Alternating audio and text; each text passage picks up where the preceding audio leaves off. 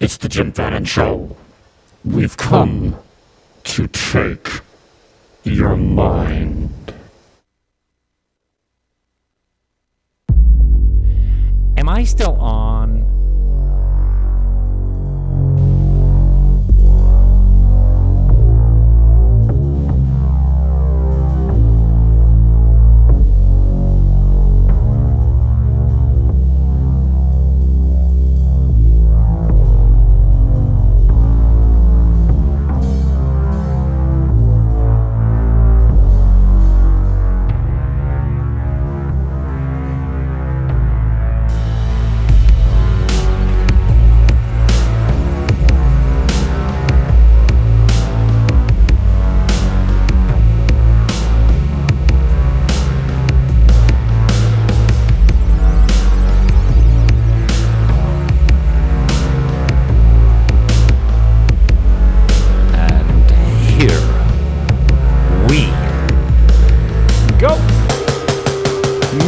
Fama at 8. Cressman Realty. Mute your mic, man. Is in the house. He's trampling all over my intro. Buckle up and welcome aboard.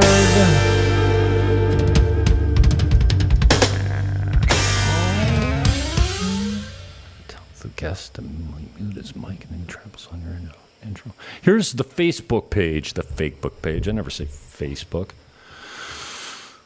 Mario Dragos is my guest, and I'm going to play you a couple videos before we get started. I'm going to crop it a little. Well, it's not like his cropping, but just to give you a fuller screen here. This is a minute and a half from his Facebook page. What and why I do what I do here on social media, expat-wise. So the guy needs no introduction. If you're in any, well, he's got the biggest expat group, I think, on Facebook. By the way, Mario Dragos, you can share that right now if you don't mind from the link I sent you on WhatsApp. So I don't need to introduce him that way. He's going to tell us about like where it started. I know we've talked to him before, but maybe you haven't seen this side of the guy before, or maybe you don't know anything about him. So this will be a chance for you to get fresh with him. AKA Jose Blanco. Oh, and I lined it up. I'm going to just play a minute and a half of this because I haven't seen this one before. I see most of his stuff. I always like his stuff because the algos like it when you boost people. I usually comment, even if it's just stud or something like that. But I haven't seen this one. And then today it's at the top of his videos. And you know me, I'm a slacker. I really don't prepare for these shows. But I do have a this or that for Mario tonight. I've never done a this or that. I called it... What did I call it? I don't know why I called it. We're going to play a minute and a half of this. Que lo que mi gente, my fellow Patagonians, it's your boy Mario Fama RD, a.k.a. Jose Blanco, pero no soy banco. Coño, en eso yo voy a decir coño. Because you know what? I get some pushback sometimes, and obviously when you're doing stuff online, that's normal, right? But I want to tell you guys why I do what I do and what do I do, the thing that I do, what I'm doing right here with you guys, you know what I mean?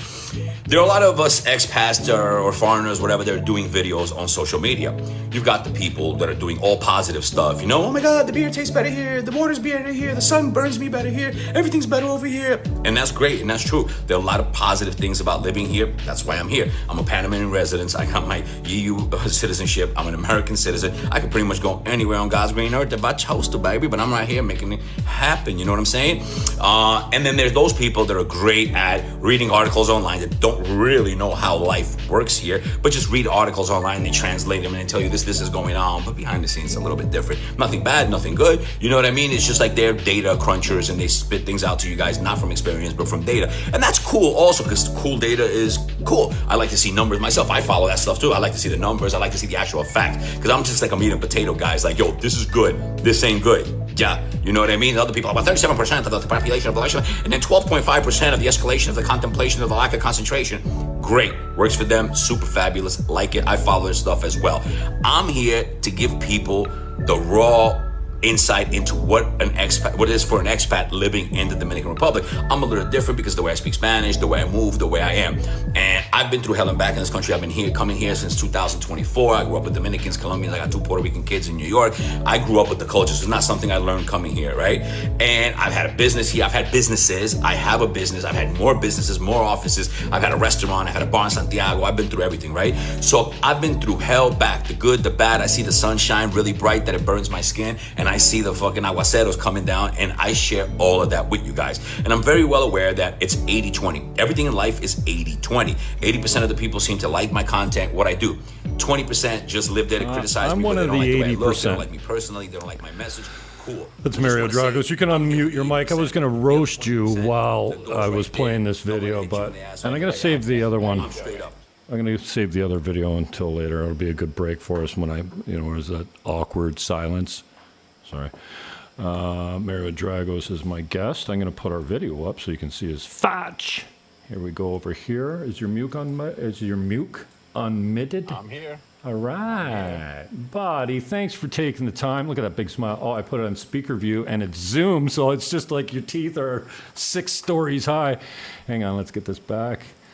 Are you smoking a Cuban by any chance? Monte Cristo? No, I'm actually smoking a cigar starts. This is my friend Julian from New York City. I just got this batch in from New York. He sent it for me. He's a Dominican dude that I've known for many, many years, and he has his own website, cigarstarts.com, and he sent me a batch of cigars right now, so I'm enjoying this. After a long day, I'm out here on the porch. I don't know if you guys can see it. I'm in Cap Cana with this beautiful marina view behind me, and I am having a cigar and a non-alcoholic beer. Well, because I've had like 1 drink in the last month and a half. So, oh man, you don't want to drink down here because, well, I drink rum, I guess now, and it's not a good thing the way they pour them down here. Or they joke, oh, it's because the rum's cheaper than the Coca-Cola. I'm like, yeah, okay.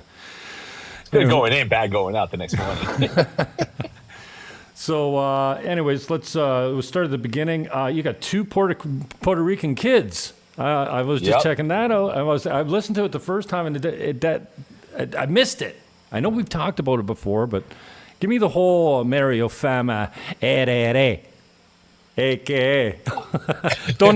me that. Just give me, yeah, exactly. Give me the story, not the line. The line's great, by the way. I fucking love it. I said to somebody, and I put this online the other day. You make me want to not broadcast because you're so naturally. You got a gift for it, right? And I don't see you reading in that 4-minute video where so I give it to you, man. It's tough to do, and it's not for everyone. And you do it well. You're entertaining, and thank you. I give props where props are due. So thanks for the entertainment, and just give us a rundown. Where did it all begin, and how'd you get here? And then we'll hit some specific topics. I know you got a lot going on. Sure. Yep, and actually, I have so many videos that I have to do for you guys, and I try to get as much content in as possible. But I'll give you guys a breakdown of basically my story and who I am, because I think it's also important to know who's giving you advice. So you know where they're coming from, and then you know how to take that advice. You know, my advice might work for some people, for others it might not, based on who I am and where I'm from. So I was basically born in Romania in 1975. I immigrated as a refugee with my family in 1983 to New York City, and I'm basically 110% New York City. And one of the advantages that I had of growing up in Queens, New York, I don't know if you know much about it, but Queens is New York City is one of the most diverse, if not the most diverse place in the world, but Queens is the most diverse borough in the entire world. No matter where you are on planet Earth, you have a square block of people from your country there.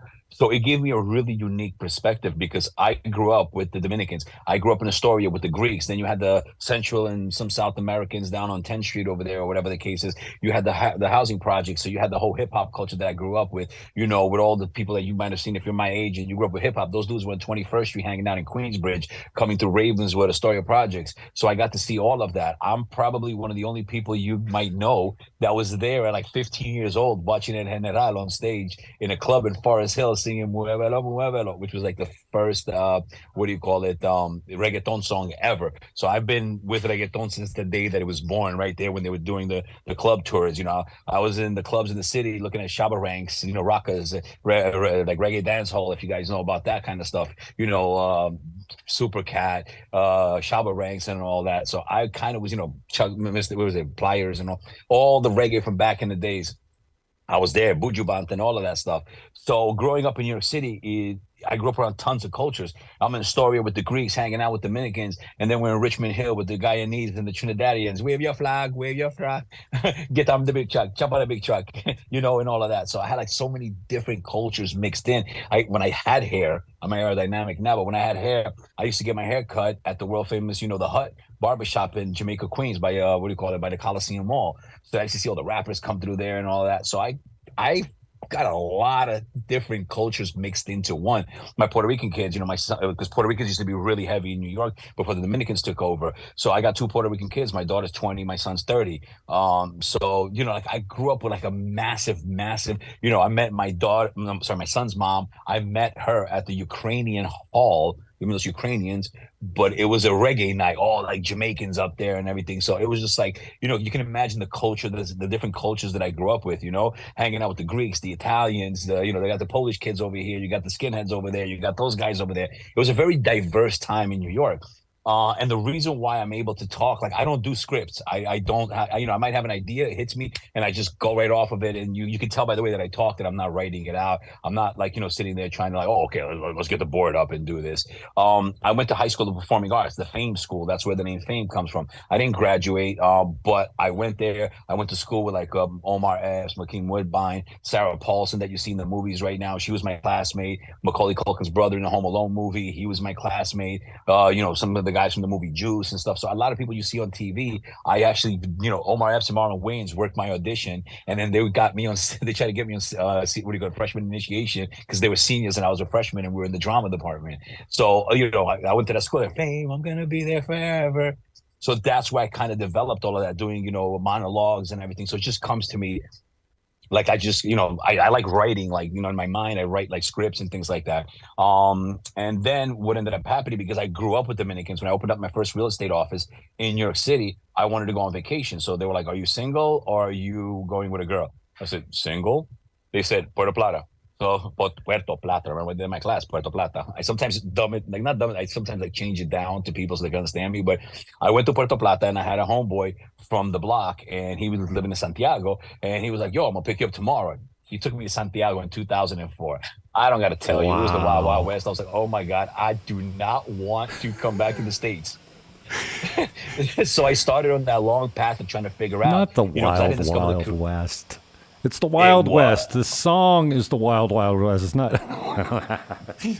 It was talking points. It was insane. It was insane. So I kept coming back, and that was what drove me. I kept coming back, and the thing is, like, for me, the culture here was not something that I discovered like when I came down on that trip. When I was in my late teen, like 18, 19, 20, 21, I was in New York City when the bachata songs that everybody's listening to right now were coming out. I was listening to them in the pool hall, brand new. Watching the guys in the Lexus GXs going through bing, bing, bing, bing, bing everywhere. So I grew up in that. I used to be at 148, 149th in the pool halls in the basements in Washington Heights, and I don't know what they call it now, Hamilton Heights or whatever.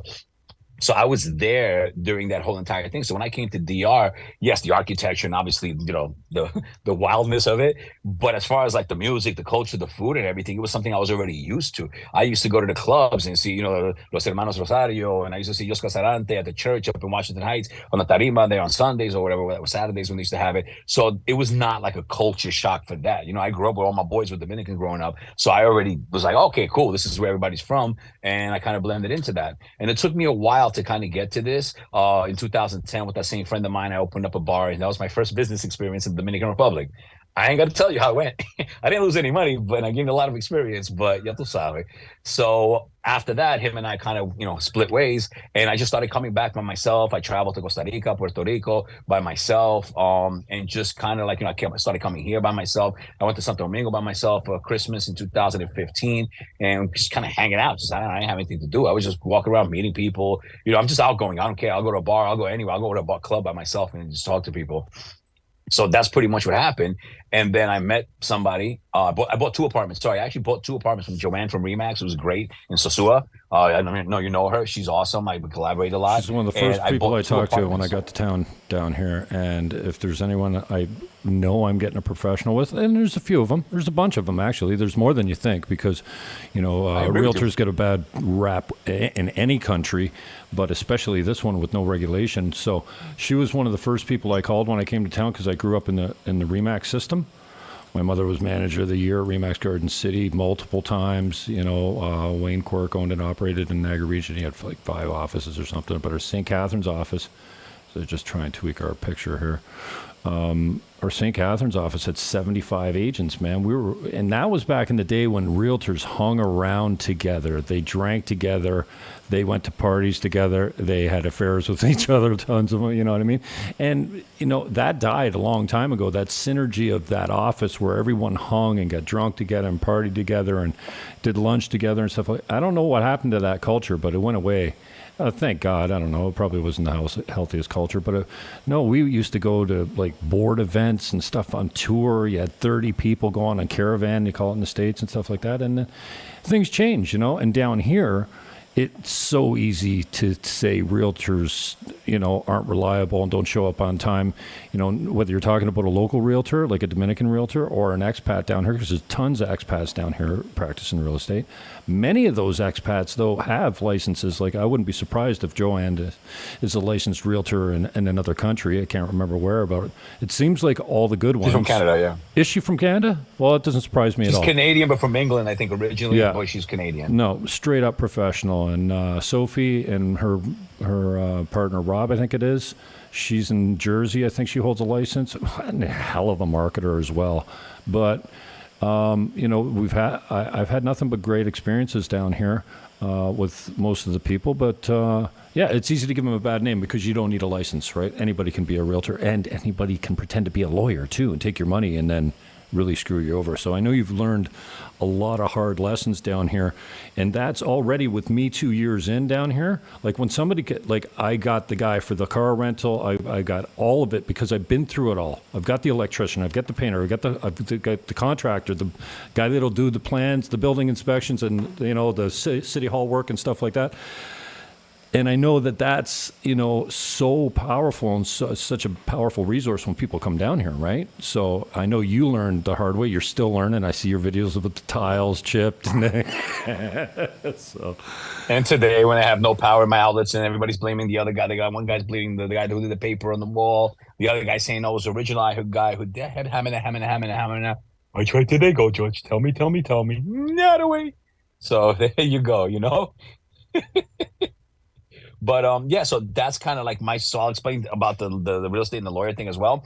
But that's how I got started. So then I ended up buying 2 apartments from her, watching House Hunters. I was like, look, I keep going to DR, then I don't go, then I go. I was like, if I have a place to go, I'm always going to go, which I did. Then I met somebody like end of 2016 to 2017, and I started coming down here every month, started being with her. I ended up having a restaurant in Sosua for a while, lost a ton of money on that one. And then, we moved to Punta Cana because she knew about Punta Cana. I never thought about moving to Punta Cana. When I realized I didn't want to be in Sosua Cabarete anymore, I was like, okay, well, let's go to Santiago, because that's all I ever knew. I started in Santiago in 2004, and I'm comfortable there, so I'm vamos para allá.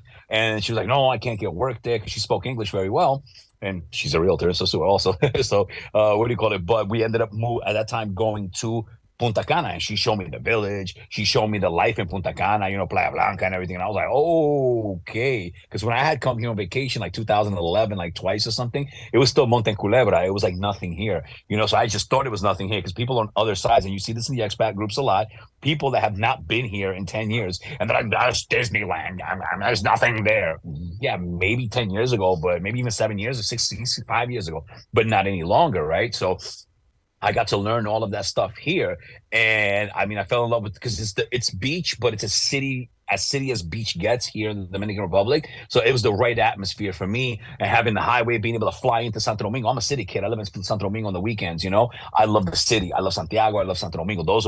That's where I'm most comfortable. That's my environment, I like the beach and everything. I'm here, and I love living in Punta Cana, living in the marina. But in my heart of hearts, I'm a city guy. I love just driving around the city, going to bars, restaurants, nightlife. I have my friends there, and that's what it is. Like most of my life. So my life is not the typical expat life. I work with expats all the time, but my personal life, besides a few friends that I have that I play golf with and we get together here in Cap Cana in the village or whatever, I would say 95% of my life in the Dominican Republic is either with Dominicans or Venezuelans, or other people that might be from Mexico, wherever they may be. I don't really, my social circle is mostly Dominicans, upscale Dominicans, and I'm really big on that. I talk about that in all my videos. You need to be with people in your social circle that are on your economic circle. And I learned a lot of that too, also going to Panama, going to Colombia, and I've learned how to stay safe. because I have a friend of mine from Colombia and we go back and forth all the time. I actually thought of buying a place there one time in Medellin and, in the future and being around him more. And I realized, no, I said, besides a quick vacation there where I'm low key, I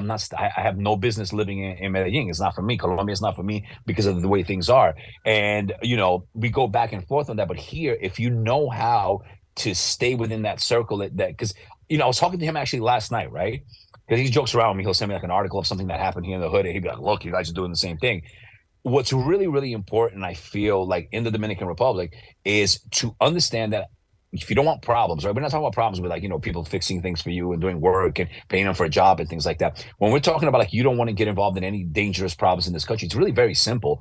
Stay with people within your own economic level, with your own educational level, and you're going to be fine. It's when you try to bring somebody that from the colmado to your house and you think that person's going to appreciate hanging out with you and they're just looking at you as a meal ticket. You know what I mean? And that's how I've seen a lot of the stories. You've seen this, the guy that's got a house and okay, he may be low key, but you can tell the guy's got money and he invites these people that he meets at the local beach, at the local bar, trying to be cool and integrated. And next thing you know, bad stories happen. I haven't had those kind of stories happen because I have jewelry. Look, you see me, I go around with jewelry. I drive a nice car. I drive to dress nicely. And I never worry about those kind of things because I don't go to those kind of places. I'm not interested in the hood. I'm not interested in that. And I do understand some people, that's where they're at and it's no problem. But for me, my personality doesn't work in Medellin. If I was to live in Medellin, I'd have problems. I'm too flashy. The way I talk, even if I dumb it down, I put a picture up and I was dressed in all black with this watch, which is nothing. It's like a $2,000 watch. And they're like, oh my God. And I was like, wait, okay, if that's going to be an issue, I'm sorry, man, but I just can't live here. You know what I mean? I'm not putting on a $20 Casio like my friend. He's a cop. He's a Marine. He puts a $20 watch to go down to Medellin. And I'm like, if you got to do that, Rambo, I'm like, what the hell am I going to do? You know what I mean? I don't know all of that stuff you do. You know what I mean? Kill people with a finger and you're wearing a Casio. No, buddy, I got to stay here with safe. But you got to stay within like me because of how I live and where I live. Could you imagine if I meet a bunch of motoconcho guys and I bring them to my house here? What do you think? Something's not going to happen. Things are not going to go missing. They don't care about you. Latin America, I want to make a very good point that I've made in some of my videos. You have to understand the power of growing up with somebody in Latin America. In Latin America, the family nucleus, like the family circle, is so powerful, and so is the friendship circle. But to be friends with people, if you didn't go with them in middle school, junior high school, college, if you guys are not friends desde chiquito, it's very hard for you to become real friends. You might be very good acquaintances, but you're not real friends. Now, with people in the upper echelon, you become friends, social circle, that's cool, whatever. But with those people from the hood, if you think you're going to get in there and you're going to be that nice gringo and they're going to be like, oh my God, this expat's so cool. No, you didn't grow up with them. You don't have any roots. You're on the upside. You know what I mean? You're like leaves on the top. You don't have those deep roots with those people. So they'll never see you like that. And you have to understand that that's the rules of engagement. That's the rules of friendship. That's the rules of family, of how things work. And once you understand that, then you know your limitations with people. It's very, I said a lot of times people don't have limitations with the people they meet here in the beach, in the street, in the colmado, in the bar, and whatever the case may be. You really have to have those limitations and to protect yourself because nobody else is going to protect you here. If that makes sense. No, dude, you know what? I don't know if I should tell this story, but it's, I love talking to guys like you because the street knowledge and the first time I came to Sosua was 30 years ago. And I came with, 15 Remax agents from my office. So like I said, we used to roll together. We had good times. We stayed at Casa Marina. We went out, and I got a real lesson in international travel quickly because I never left my Niagara region, hardly. I went to Toronto a bunch of times, lived there for a bit and stuff like that. And I've been out west. I've been to Vegas and stuff like that. But down here, it was completely different. And when I told my brother I was skipping for DR, he goes, well, that doesn't surprise me. I go, why? He goes, Jimmy, do you not remember going there? How much you loved it? Dude, you bought the Spanish tapes when you were coming home. You were going to have a Dominican wife and a family. And I'm like, oh, shit, yeah. And then when I returned to Sosua, it was nothing like what I remembered. Basically, because of the culture's the same. The women are completely different. Oh, and I got a bad crop. I'm trying to do this on the fly. Holy cow. I'm not. Have you done this before? I'm talking to myself. Sorry. Anyway, so I'll share a story. There's a kid that I make time with the kids. I love the kids. Back home, if there's 10 people in a room and a kid walks in the door with their parents, they focus on me. I can't tell you why. Kids and animals, especially cats, because I'm allergic. Love kids. I don't have them. I make time. I talk to them like they're adults, all of them. And I make eyes at the little ones in the cashier line in the grocery store. I play staring contests, whatever. I'll walk up. Some lady will be holding a little tiny baby. I'll walk up. I go, hi, and the mother always says hi, and I always go, I'm not talking to you. Hi, I'm like talking to you. What's your name? The mother always says hi. It's a great. I'm obsessed with them.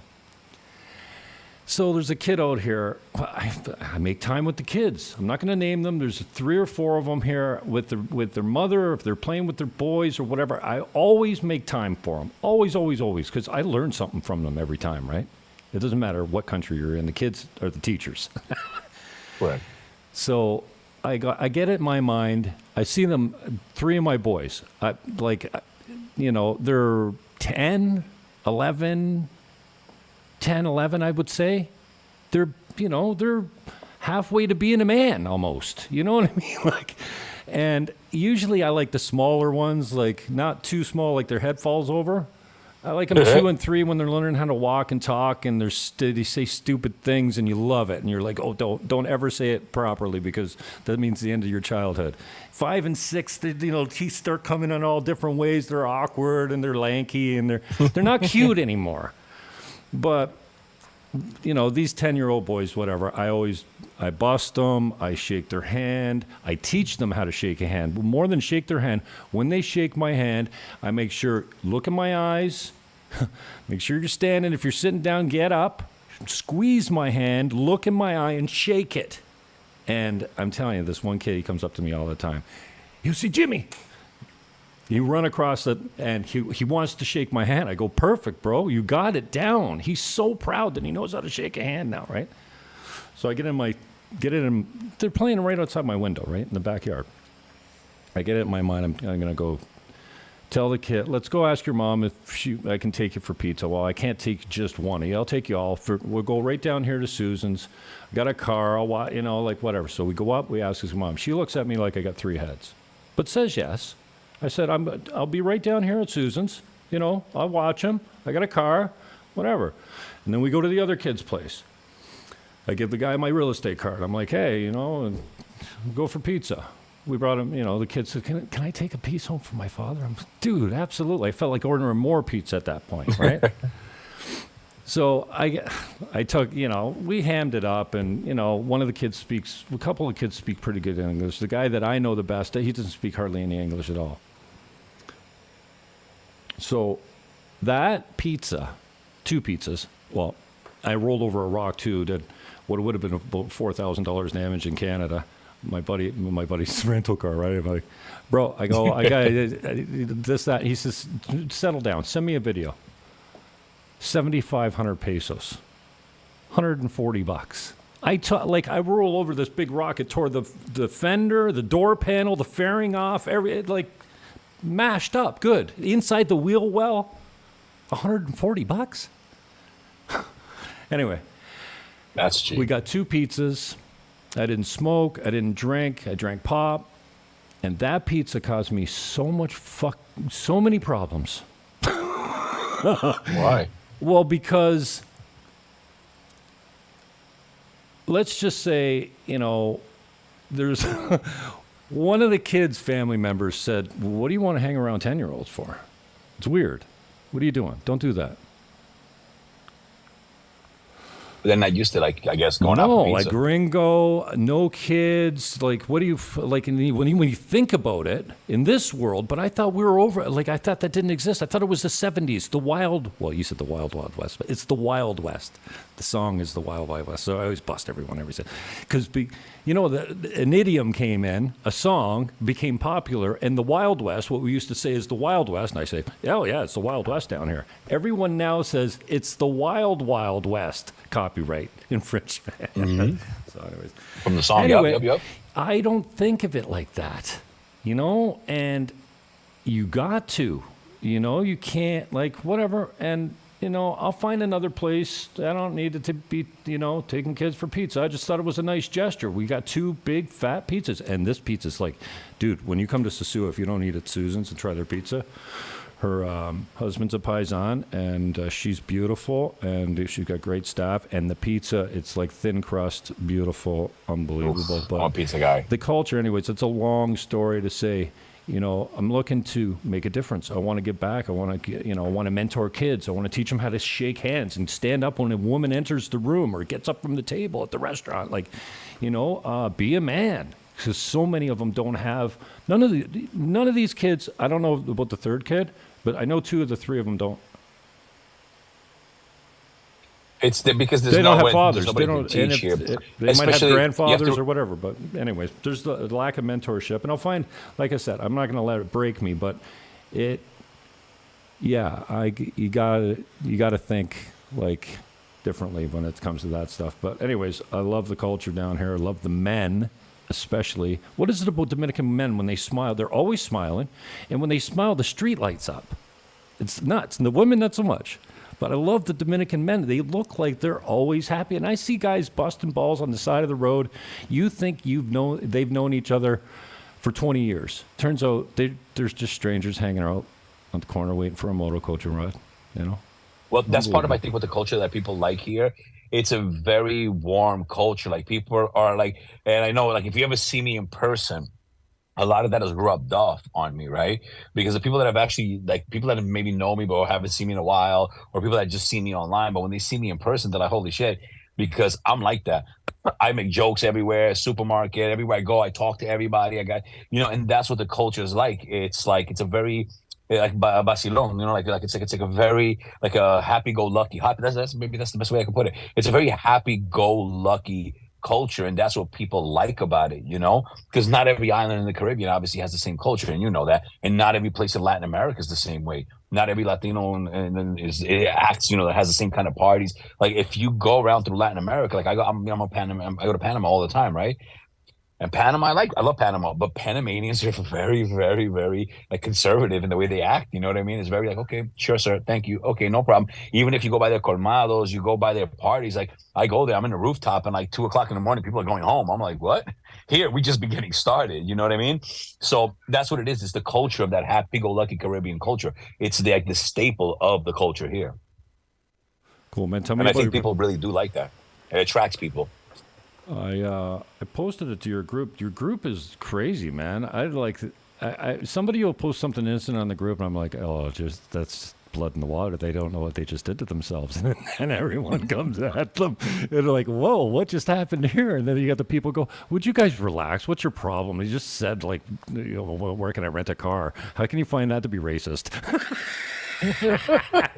I don't know. People are just, you know, listen, when you're doing stuff on social media, right?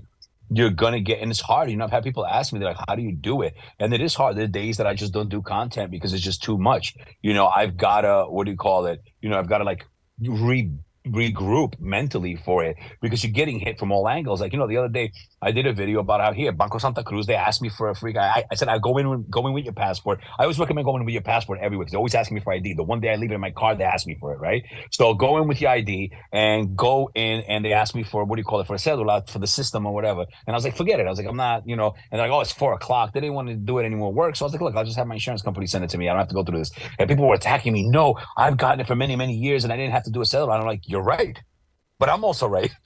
It just depends where you go. And, you know, that's what I'm trying to show you, the inconsistencies of how things work here. People were like, no, if you're going to put information, I'm telling, I literally had screenshots in the morning. I reached out to my bank person, and I mean, I cut her name out of it, but I put screenshots of her saying, yeah, well, the system is like this and da. So I'm showing you my story, right? I'm sharing with you my story. Yeah, and it's now, actually good content. Make sure you get there before 4:00 was the lesson in that video. I even got that message. And but it's bullshit. You know why? Because I have another friend who works at a bank in Sosua, and she said, no, it's like what they have to do is the system is always running, but they have to input all the information for the marbete, so they want to cut you off at 4 so they can get out of there at 5. That's basically how I understood it. You know what I mean? So no, they could do it at whatever time they want to, and they should have done it for the people that were in the bank at that time. But like, I'm not dealing with it, man. Like, I have zero patience when it comes to certain things. I'm just like, you know what? If you don't want to do it today, that's cool, man. I mean, no me importa, man. Like, I get it. I just call them up, and they UPS, no UPS. breakfast. They what do you call it, Uber it to my house or whatever the case is, and I don't care. You know what I mean? But it's just I just show people that it's hard. So you can say tomato, they'll be like, no, tomato, and you're like, okay, it's tomato. No, but really, it's tomato. There's nothing, when it comes to doing stuff online, you're gonna constantly get people, you're full of shit, you're this. Okay, then don't listen to my content. It's really simple. I'm here for the people that want to learn, that want to learn from my experience. And that's why I started documenting recently a lot more to show people. Because sometimes I tell people a story and they're like, this guy's full of shit. I'm like, no, I'm going to show you as it's actually happening so you can see what I'm going through. So you understand why I'm aerodynamic and have no hair. It's just that's how it is. And I also show people the good stuff. I love having fun here. I have a great time here. And I'm showing people also a different lifestyle. And the thing is, I'm very well aware that my lifestyle is not the norm.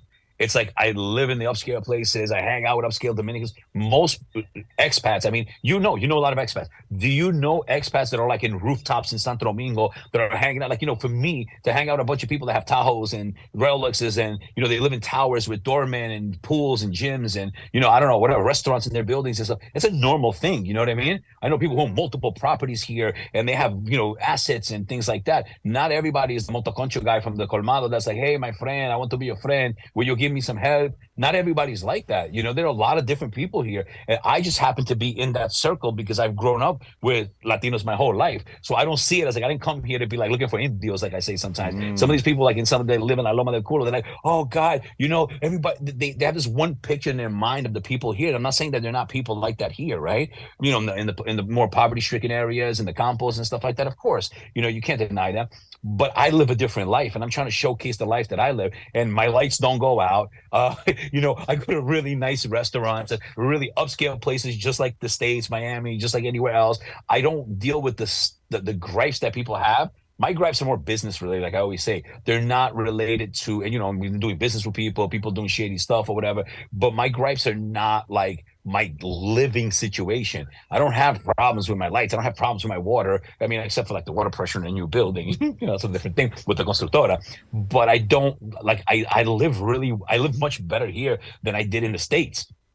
I'm from New York City. You can pay $4,000 a month. And you got 4 walls in New York. You know what I mean? You don't got nothing. You got an old Freddy Krueger looking laundromat in your basement for $4,000 a month. So it's not even about the money. It's about what you get for the money.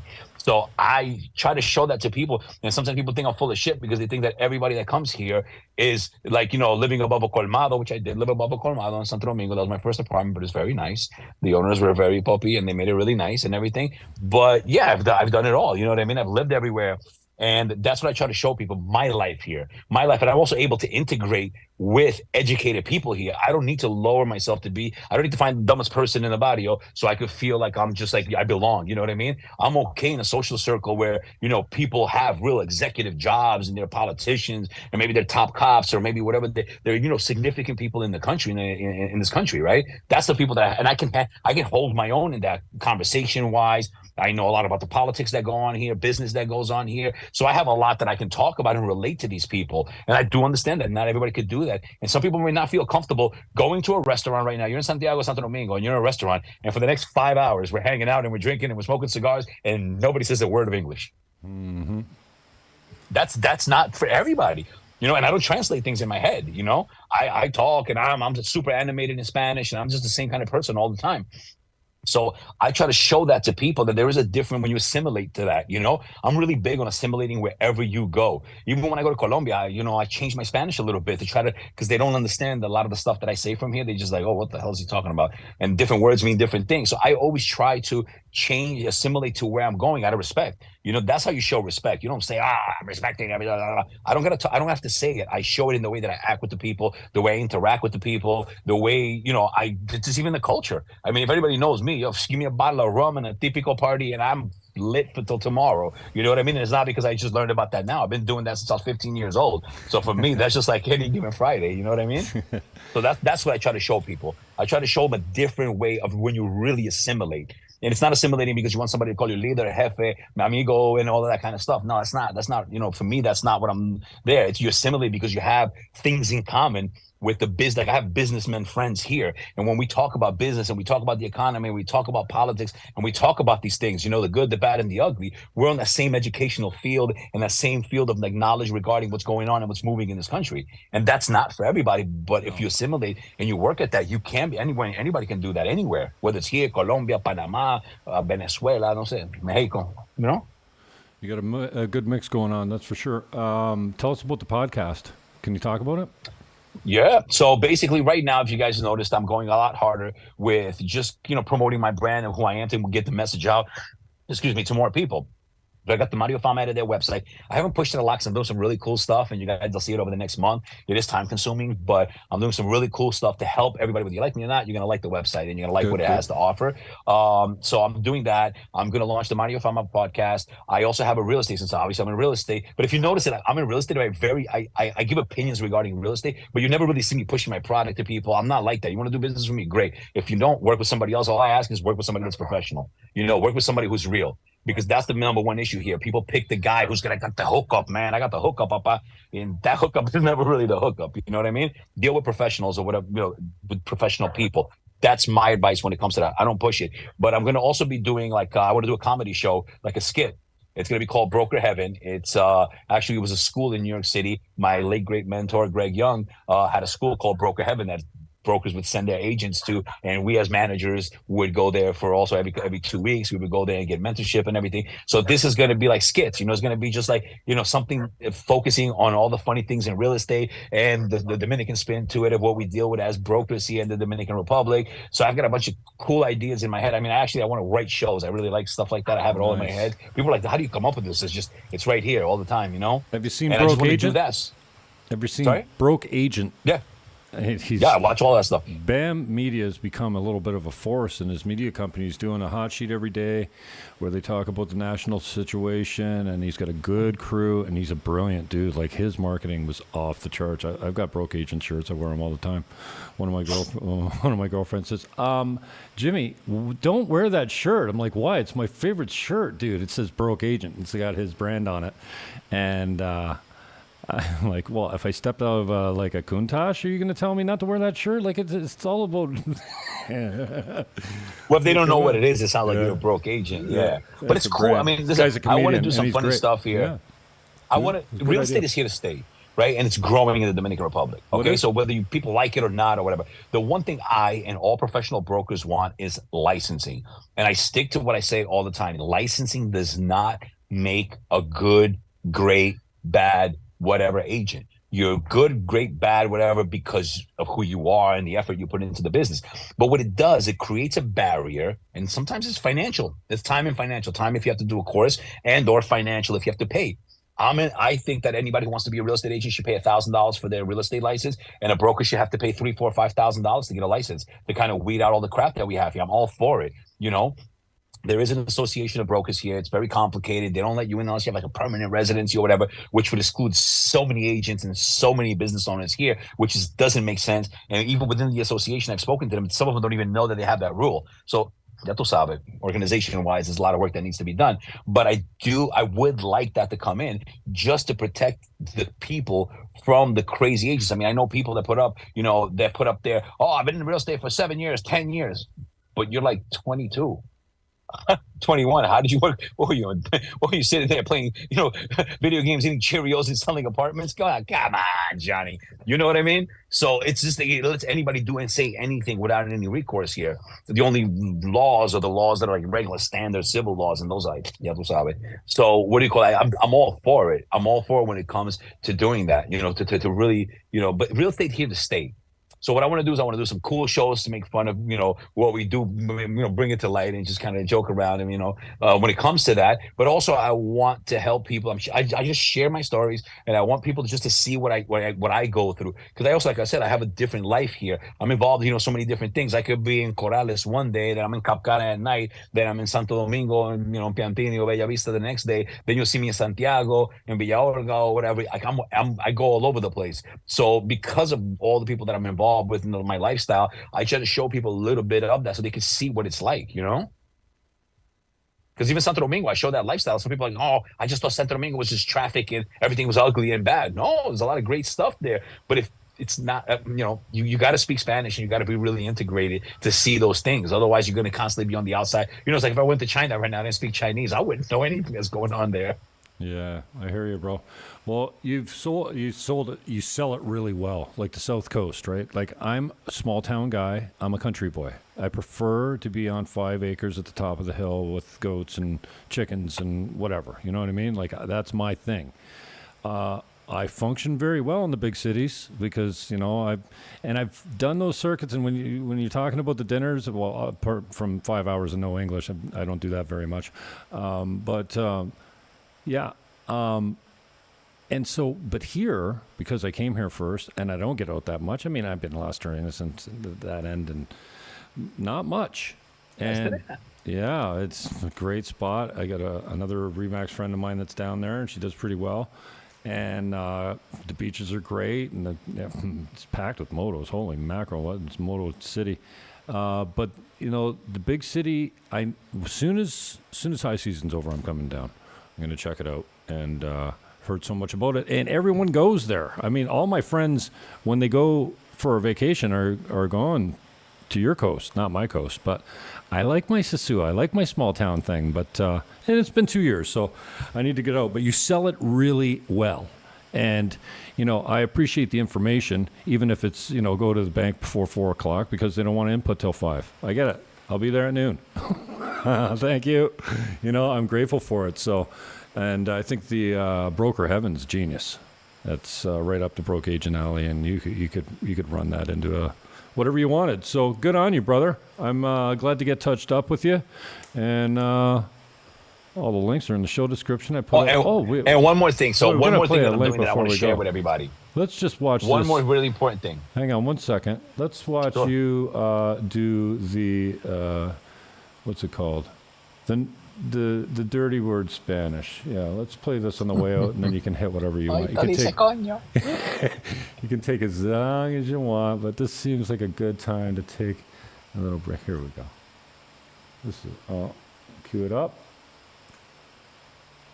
I'm not going to say it's your best work, but this was gold. You've got some good shit, man. Like it takes when I watch my stuff back, like I'm hilarious. I know that, but it takes a lot for me to go, oh, that was funny. To make myself laugh is a really tough. I'm a tough room, but. I don't know what it is. I think I'm just gonna man crush on you. Anyways, here's my boy. One of my favorite skits. Your mic's up, by the way, and play. Good morning, fellow ex-Patagonians. It's your boy Mario Fama RD, aka Yo soy blanco, pero no soy banco.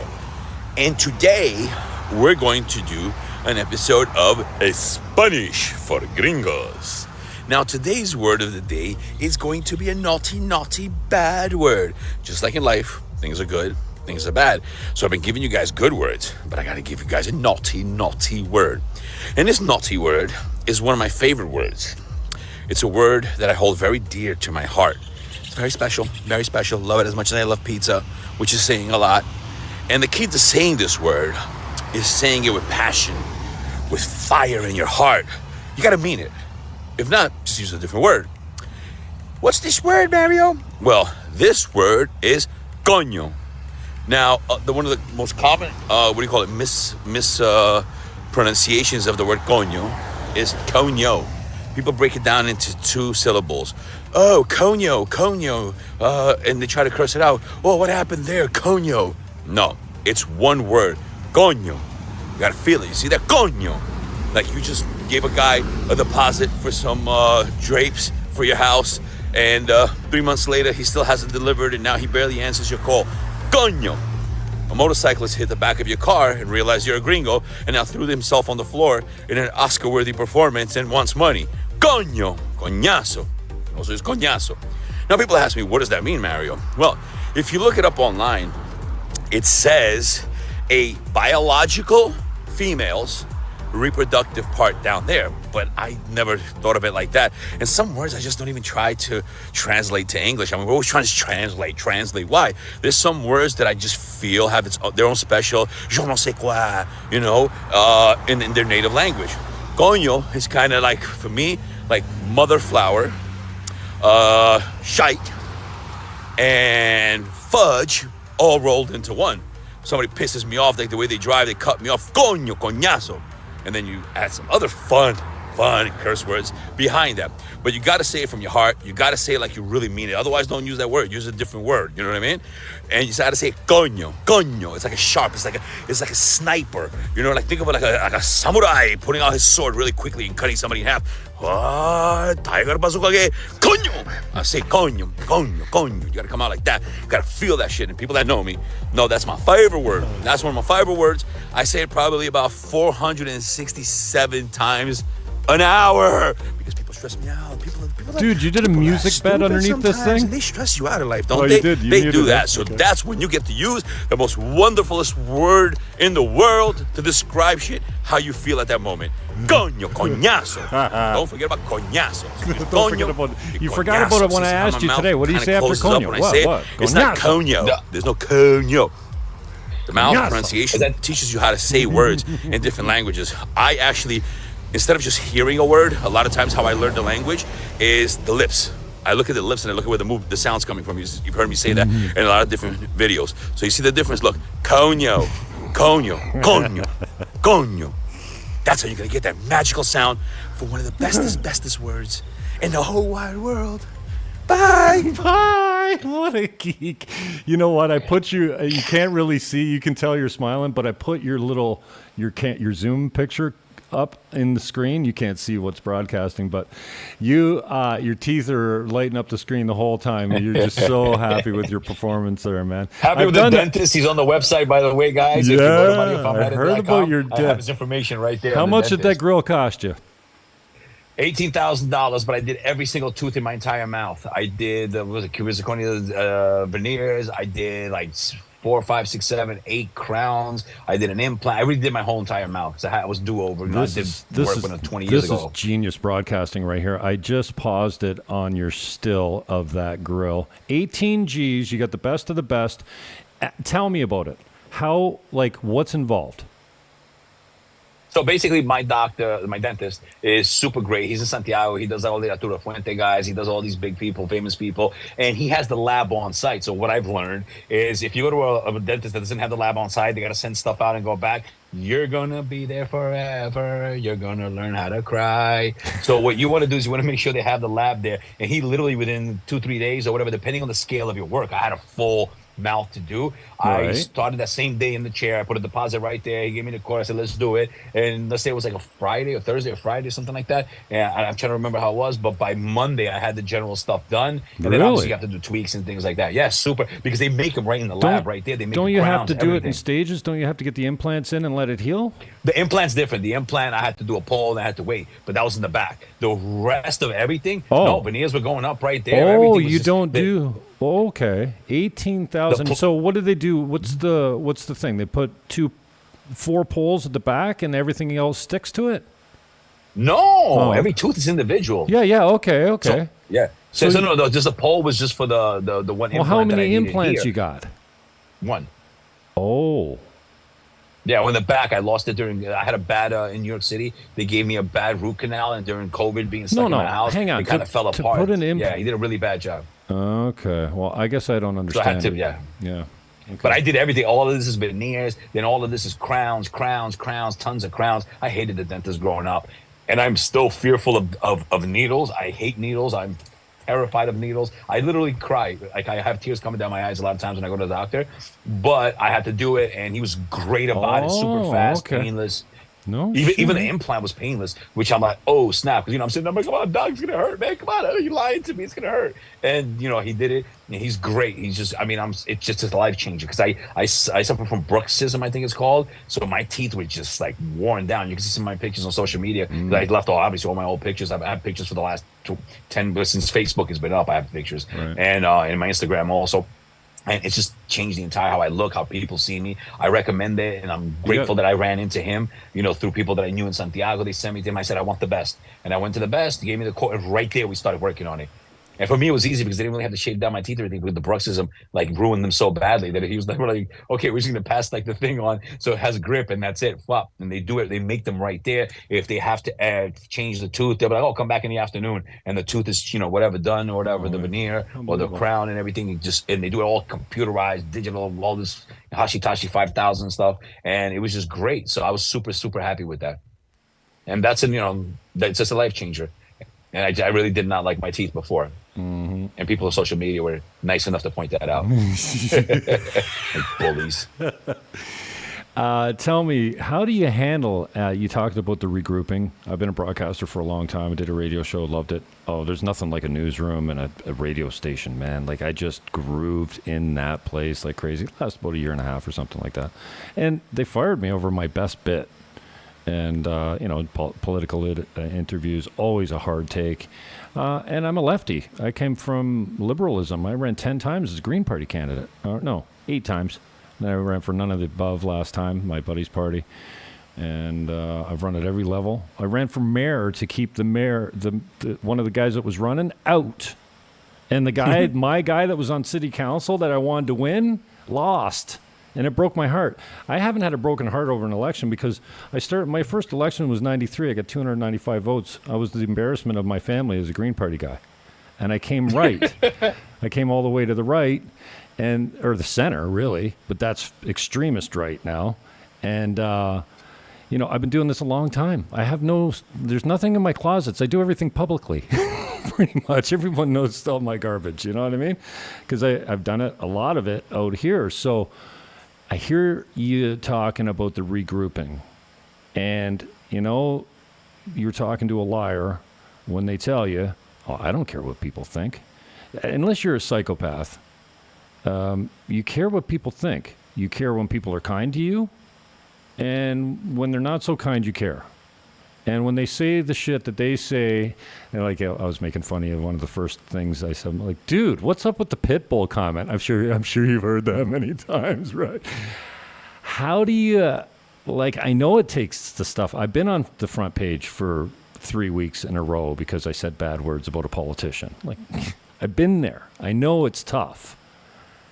How do you, is it, I guess it's worth it because you're doing it. Will you just take downtime where you're not thinking about it and you're not creating, or you're doing a different thing? Like, I know it's hard to turn it off because you can't turn it off when people say how great you are.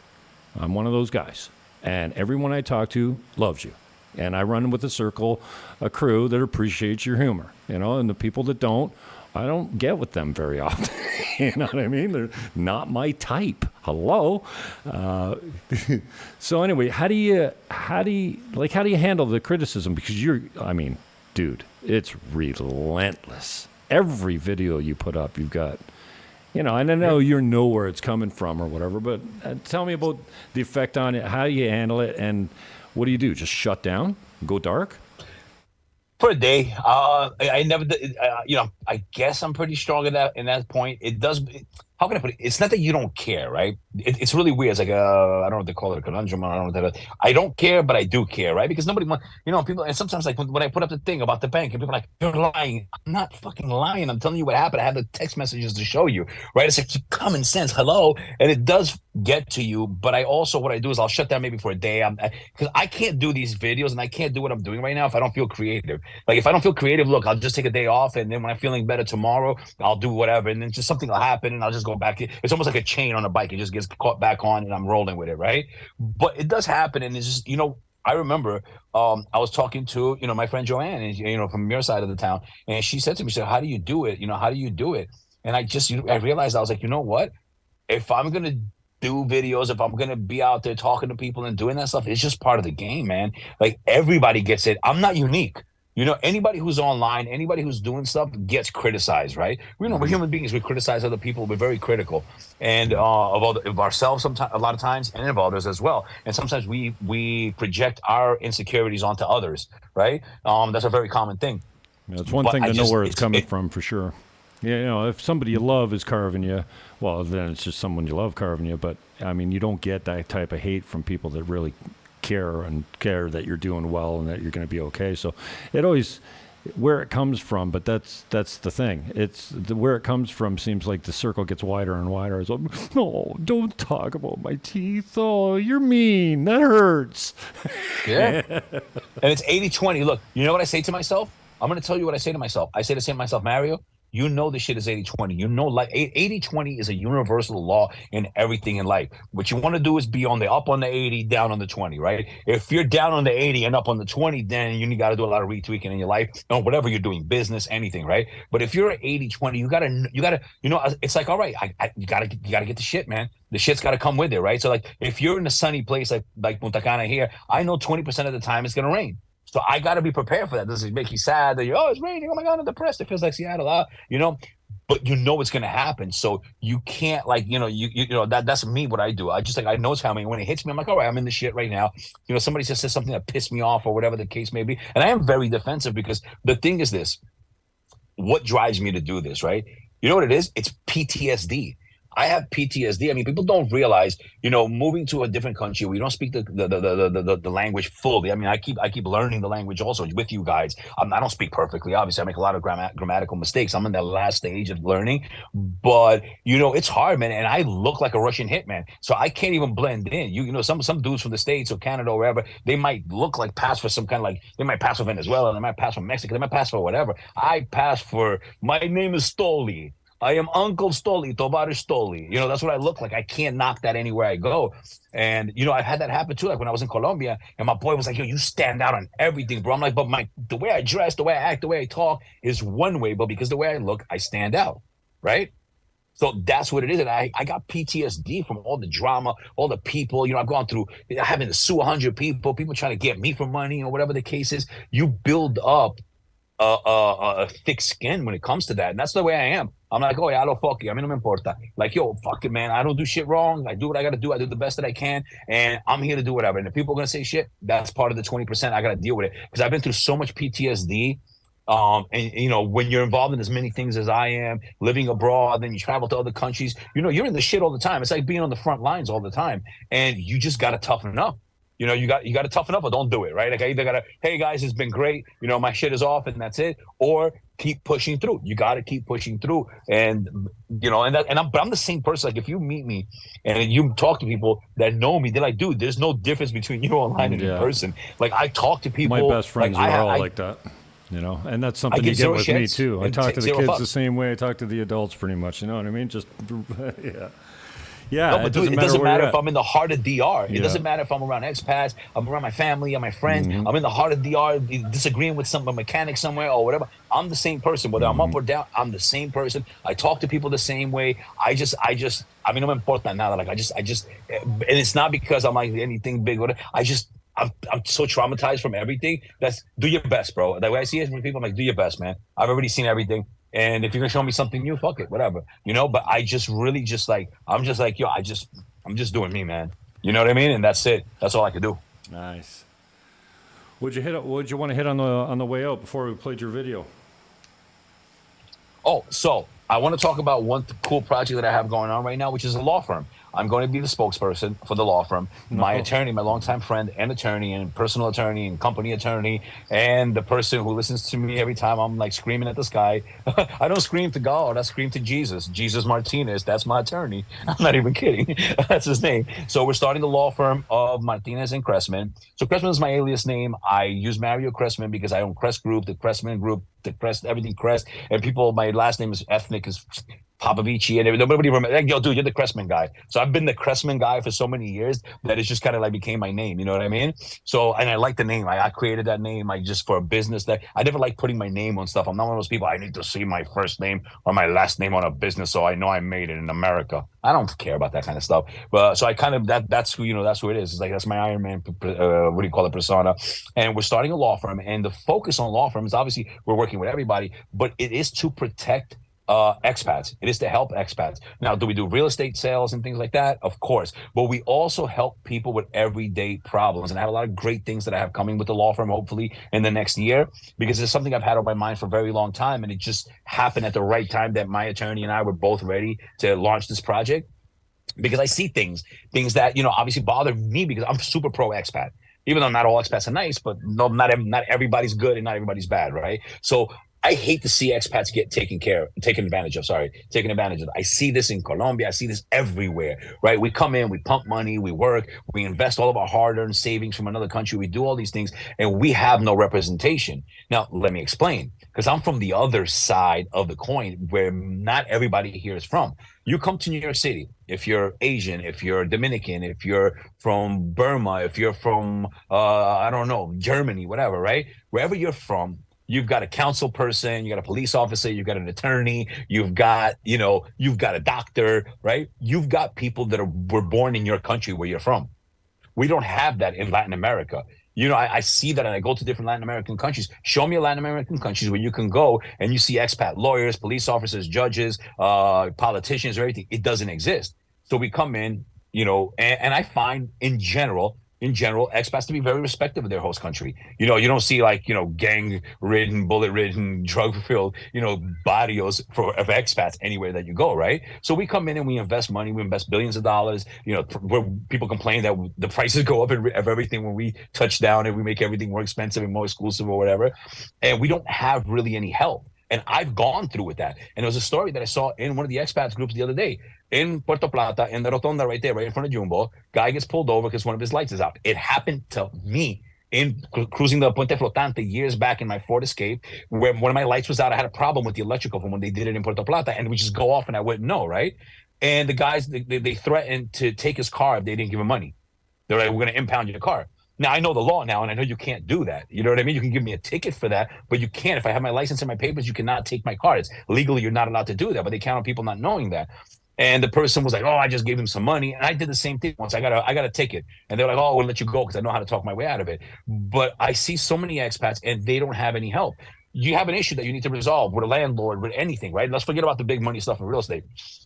The regular stuff. Okay, now you need an attorney. How are you going to find that attorney? Somebody's got to recommend one. Hopefully you get along with them. You got to find out where their office is. Now you got to set up an appointment. You hope that they're actually there when you go up for the appointment. Now you're going to wait an extra 30, 45 minutes that they told you to come in at 12, and at 1 o'clock you get to see the attorney. Now you pay $5,000 to see him and talk to him and do what you have to do. And now you hope that with that $5,000 that you put in, that they're actually going to help you, and they're not going to just stop taking your call after you put the money down. So I've seen it's happened to me. It happened to me when I got hit in the back and I gave money to an attorney because I wanted to sue the guy because he didn't want to pay my deductible. And I was just like, I'm not going to have it. I'm not tolerating it. And the guy took the money and blew me off. So I went through this stuff. I want to help people because I've gone through it. You know what I mean? I'm not also the president, but I'm also a client because I still go through all that shit. You know what I mean? People try to take advantage. That's where yo soy blanco, pero no soy banco. That's a way of saying, yo, I'm not a pendejo. You know what I mean? I'm not here to be throwing all my money, all my savings out at you because I'm here, living in a different country. Carajo. That shit gets me pissed off. So I'm there to help people so they don't get taken advantage of. And it goes the same way to Dominicans because it's not exclusive to us, right? It happens. That's just, it's a dog-eat hustle culture, right? Everybody's hustling. Everybody's doing what they got to do. So it's not unique to us. It just feels different because you look different, you speak different, you might dress different. So it's even more magnified when it's with an expat. You know what I mean? But it's just the way it is. And I want to help people have some sort of protection that you can call an attorney. And we've done that. My lawyer has helped people in the groups. We're like, oh, my landlord wants to shut off my I don't know what or whatever. One phone call from the lawyer. Oh shit, yeah, we can't do that. They're gonna sue us because everything's pro-tenant. Okay, the mechanic doesn't want to give me my money back. Okay, let me call the mechanic. Let me resolve it. A lot of times people need things that just to be resolved and need a lawyer to call. You would be surprised how well it works when you have a professional lawyer call that doesn't sound like like that. Or even myself, I've had people that don't have to give me money, builders that have to give me money, they don't want to. When my lawyer calls or we do a notificación, which is like an intent to sue, all of a sudden. Yeah, what's your account number for the transferencia? Ya tú sabes. I have my lawyer on retainer. I have a lawyer on retainer. I joke around. I say I don't even go to the colmado without an attorney, but I'm not joking. Look at his face. I'm not joking, Kiki. Because that's what you got to do to make it happen. Yeah. It's a business hustle culture. You got to get into the game if you're involved in that kind of stuff. If you're retired and you're chilling Cabarete East, over there at the, what do you call it? You know, those nice condos they have with the little pool bar and everything, and you're just retired. You don't need any of the stuff I'm talking about. You're fine. Victorian luxury condominiums. They don't have a swim up bar, but geez, There's $220 another for a one over there, two-bedroom. Cab East. I really like it. That has like a pool with a bar right by the beach and nice long apartments. I forgot what it is. I saw them all years back. I should know what it is, but I've been It's obsessed. before Victorian, if I'm not mistaken. But I could be wrong. Between Janet's and Victorian, or past Victorian. I think so. It's one that's really, you come in as a parking lot and all the apartments come like this. Oh, around Ria the Del pool. Mar? They kind of been, huh? Ria Del I think that. Ria Del Mar. I think that's the one. Yeah, And it's it had fast. a pool and a little bar right by the Yeah, pool. it is a cool spot. I got to get some listings in there. That's a retiree Dude, you heaven. know what? If I was retired, I really get from you, brother. Much like me, no surprise that your purpose gets lit up when you're just connecting people, helping people, putting them with a good lawyer, making the call. I was just thinking as you're telling the lawyer story, but making a call, and I'm thinking, yeah, I wonder if my lawyer would make a call. I don't have that really. I just have a real estate lawyer and a damn good one, and but back home, I would ask my lawyer, hey, can you fire off a letter to these assholes? And he goes, Jimmy, I'm not firing off a letter, and it's going to cost you whatever, and unless you're threatening suit. I said, well, threaten suit then. Well, if you, like, you got to be, like, you have to sue if, I'm like, dude, you can't even write a letter for me? Forget make a phone call. So that's an interesting thing, and, like, I can just see your passion for helping people. So good on you, brother. well, that's what I do. I'm a connector, not only for like expats, but like people know, like even my Dominican friends that are maybe they're like Dominican Ausentes. So these are Dominicans that were either born here and raised abroad or born abroad and they come here or whatever. They come to me for a lot of stuff. You need to find out where you can get these paperwork done. Well, go over there. You need a lawyer for this, or that over there. How does the bank work for financing, for cars, for mortgages, for this? Well, talk to that person. They can help you out. I need to set up a business. Talk to him. I need to get a gun permit. Go talk to the Armaria guy right there. He'll get you the stuff. Like I just happen to meet so many people, and I'm so I'm outgoing. I'm super extrovert, right? So I meet so many different people, and though I go through a lot of bad shit, you got to go through bad shit here to meet good people, right? So I've gone through so much bad shit that I have my pick of good people that I can refer people to, and that's what helps. And I connect people all the time. I throw people business, interior designers, this person, that person. I that's what I do. I'm just a connector. Oh boy, good on you, man. Well, I appreciate your time, and that's an hour and 11 minutes with all our skits, man. I appreciate the time, Good stuff. man. I'm going to see you in a few months when high season's over and my property management's taking all my time. But it's, Well, you're gonna have to come be on my show when we shoot it in my office here. When we do the damn podcast. straight, but I'm coming down there first. You can show me around before we do that. But hey, if you get her up tomorrow, I'll be your first guest. I'm on it. All right, brother. Let's rock and roll. Much love from the North Coast. Mario Fama. Everyone, Cressman Realty. Thank you, guys. Appreciate your time, bro. Get off my screen. You exit. good. No, you hang up. No, you hang up. You. No, you. You. You hang up. No, you first. You hang up. I don't want to. No, don't. Don't take me. All right. Well, that's how you do that. If you're new to the Jim Fannon show, my apologies, but that's what we do, and I appreciate the time with. What a character, man. I love characters. All my best friends are characters like that guy. Not like that guy. He's absurdly outgoing and extrovert, as he just said. But one of my favorite guys. And never met the guy. I'm going to meet him soon. I'm going to wrap my arms around that big lad, tattooed head to toe. I was like, when he wears shorts, it's like he's got a bodysuit on. What is your problem, man? Stop modifying your skin. Grow your hair back. I'm wearing a flat top, but I'm getting ready to be as bald as Mario Fama. Yeah, I like it. And now that it's not really hot, I can get this brown bean without getting scorched too much. But it's such a hassle being bald. You get the sweat in the helmet thing and sweat running in your face. It's amazing how much this stuff holds perspiration up here. Anyways, if you like what you see, share it around. If you don't, sorry. Peace, love, hug your neighbor. I am out. Maybe we'll go out with some more Fama. I'm gay for Gavin. Oh, Gavin's up. I'm 11 minutes late, so I'm not going to do this for long, but he's a good time. What do we got? Spanish word of the day. How to say bus. Okay, let's see what we got here.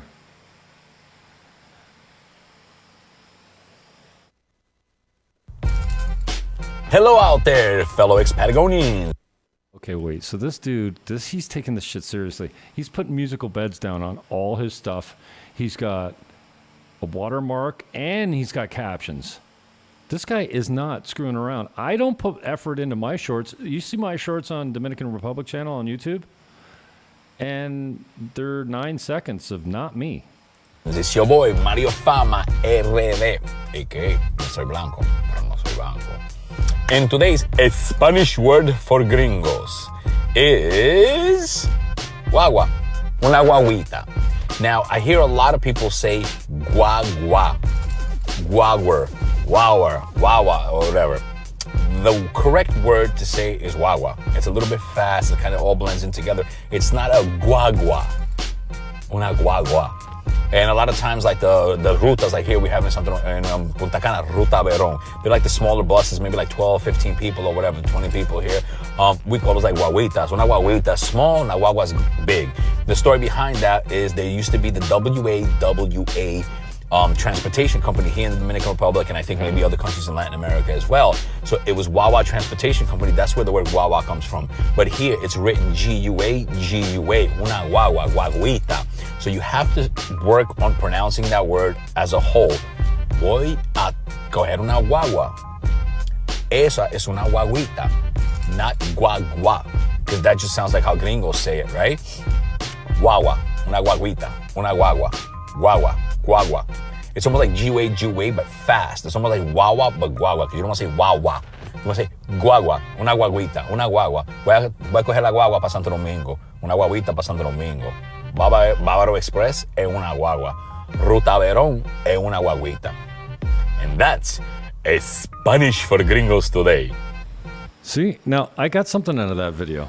And look at that grill. 18 G's American. In one day, walk out with new grill. Huh. That ain't so bad. I had a client the other day. He worked for a major studio in the States. And his teeth were so white they were blue. I have my original teeth. They're not white.